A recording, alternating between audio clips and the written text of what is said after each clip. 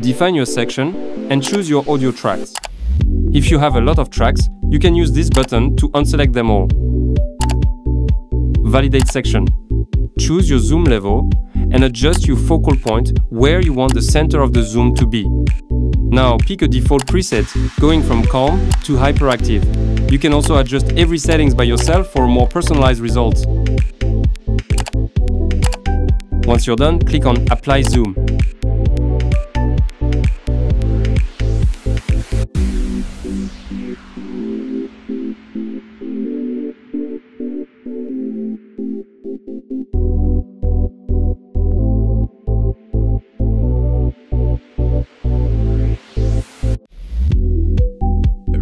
Small way, my name is Antoine Vallée. I'm a French-Canadian YouTuber, videographer, and I live